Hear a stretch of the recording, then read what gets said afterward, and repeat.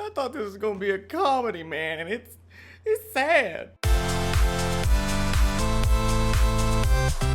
What is up, Flick fans, and welcome back to my channel. I had many people in my comment section say, Austin, you have to watch the brand new Netflix show called Afterlife. I got one show out of the way in the order, and now I have the Afterlife over with. The beauty of it is it's only 6 episodes, only about 30 minutes apiece, so it's a very brisk runtime, but I have officially watched it, and today we're going to talk about it. I need you guys to get down in the comment section below. Let me know, did you like it? Did you not like it? What other Netflix movie or television show dropped this weekend that you want me to review? Kind of stuck between two right now. There's a show called, I believe, Immortal or Immortals, and then Shadow. I don't know which one to watch because I don't know if I'm going to have enough time to watch both. Get down in the comments section below. Let me know which show you would like me to review, and I will do that for you guys. But first, we have to talk about Afterlife, and let's get into it. So after Tony's wife dies unexpectedly, his nice guy persona is altered into an impulsive, devil-may-care attitude, taking his old world by storm. Like I said, 6 episodes, super fast show to get through. I looked up the critic ratings after I watched the show on Rotten Tomatoes, and they are not as high as I anticipated, especially with a premise like this. I thought they would be better. This show seems to be divisive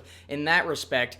But for me, I looked at it as, okay, I'm going into this believing it's a comedy, and I was hit with so many elements. Just in case you guys don't know, I didn't watch a trailer. All I knew, Ricky Gervais, and it's classified as a comedy, so I expected really on-brand humor for him, on the nose, and honestly, kind of offensive. If you're not into that kind of stuff, then you probably don't like Ricky Gervais because that's what he is known for. I did not anticipate the level of heart that was going to go into the show, and at the end of the day, looking back on it, I was very surprised with how much I enjoyed this. I was very surprised with how emotionally engaged I was in the character, and very surprised, I know I keep saying that, on how it hit on mental illness and how it hit on certain aspects of people's life that you don't see every day in a show like this, especially on Netflix, because a lot of Netflix shows, they're more genre classified. You have shows like Kingdom, and then The Last Kingdom, and Stranger Things, and all these sci-fi shows and movies coming out. It's not every day you get an emotional gut punch like this with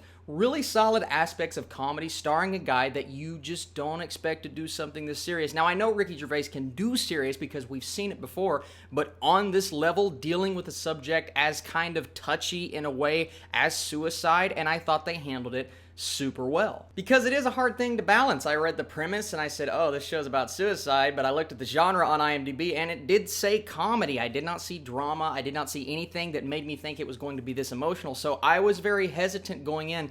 But then I read some of the reviews from audience members and I'm like, okay, people are really seeming to enjoy this. And I said, maybe I'll give it a watch. And the first episode, it takes a tad bit to get through. It's a little slow, but you are learning about his character and what went down with his wife and why he's feeling the way that he's feeling, and you start to understand that he feels as if he has no reason yet to live, even though he's holding on by this small little thread. People in his life continue to tell him, it's okay, you've got this, things will get better. For him, they don't get better at first, and it's really tough to watch the struggle that he's going through, and I liked how serious Gervais took this role. Of course, he directed a lot of episodes, he wrote the entire show, so I knew he would handle this in a good way. But if you've seen the guy, he's a very controversial person. He offends a lot of people love him. They're like, Ricky Gervais is the best comedian of all time. I try to stay impartial when I'm watching a performer in a show or a movie, regardless of what they're doing in real life, unless it's, of course, disgusting or illegal. But if somebody's controversial, I'm like, okay, that's the person, but how do they do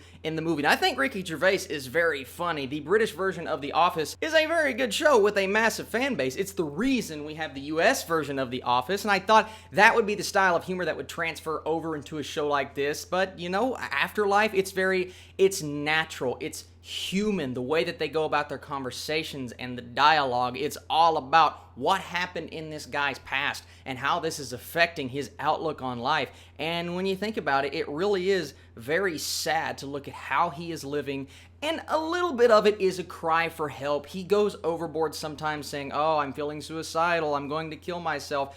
Sometimes he's seeking attention in the show, but then other times you can truly feel that. This man loved his wife with everything in him. You can see that from the performance, and I have to give kudos to Gervais just bringing it, man. He brought it in the role. The humor's there. This is a very comedic show at times, but the emotional aspects and the drama is really the reason why I gravitate towards a show like this. Afterlife was a pleasant surprise, and I would recommend it to anyone who wants to see a good emotional show, who wants to get a good laugh every now and then. Now, it's not the style of laugh that I think you anticipate. It's very dry British humor, which a lot of British humor is dry, but Ricky Gervais always manages to take it over the top, but it never went over the top. The tone and the pacing of the entire show stayed very consistent, and that was one thing I was really worried about, especially after that first episode. I said this first episode is a tad bit slow, but once we moved on into the second and we started to dig deep into the story and we got introduced to people in his life, people that keep him steady and allow him to stay sane through this entire situation and really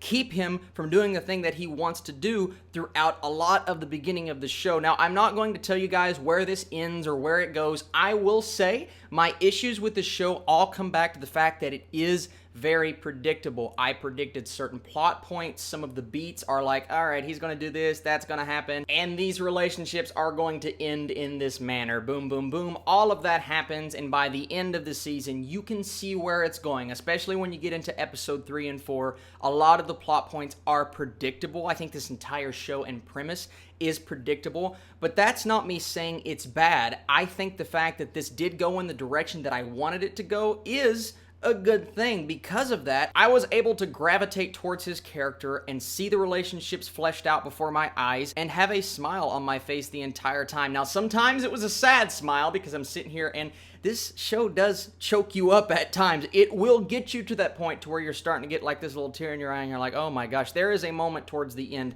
with he and his father, and guys, this moment was absolutely my favorite part of the show. Some of the best emotion I have watched on Netflix all year, and it will 1000% get you choked up, even if you're not enjoying the series, and you'll probably still be watching at that point because it's a very fast 6-episode series. So even if you're not liking it, you're like, all right, I'm on episode 3, I might as well finish it, go all the way until the end.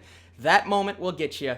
It definitely got me. Really, Gervais is the only actor in here of note for me anyways. I haven't really seen anyone else in anything. David Bradley, who plays his father, is in movies like Shaun of the Dead and Hot Fuzz, and he is great, and he is also very good in this show, but everyone else, even though they are semi-unknowns for me, they still played their part really well. A couple of them keep him sane. A couple of them are trying to push him, nudge him maybe in the wrong direction. He may be building the wrong relationships on this side, but at the end of the day, every aspect of his life, even if they're not the best influences, they're all still trying to nudge him in the right direction because you can tell they care about him. They love him. They are trying to keep him from doing the thing that he says he's going to do throughout the entire show, and it's those suicidal thoughts. It's his reasoning behind, I don't want to be here, I don't deserve to be here, I love my wife. And like I said, you see how much he loves his wife, and you see how much his friends and his family care about him. There's one character in particular, a woman that he continues to talk to on a bench, and I love that relationship. I love how they keep going back to all of those situations. Now, some other complaints that I have seen is that this show just feels very off-brand for Gervais, and it all feels kind of void of emotion. I have to disagree with that because I felt the emotion, and I enjoyed the conversations and the dialogue, but I can see how somebody's going to watch this and say,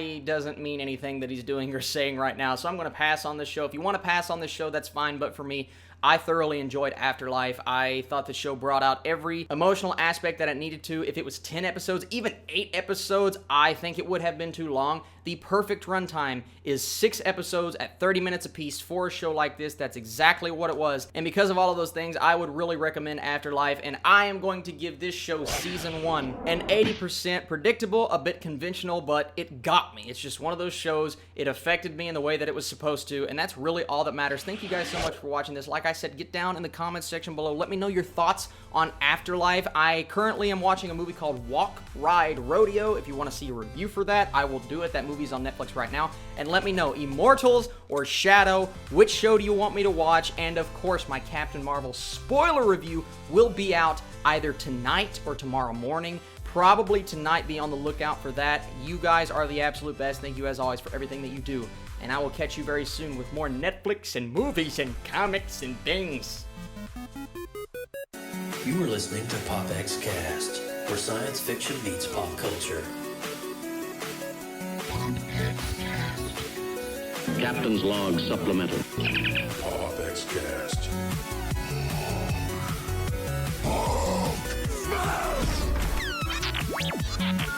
Hasta la vista, baby.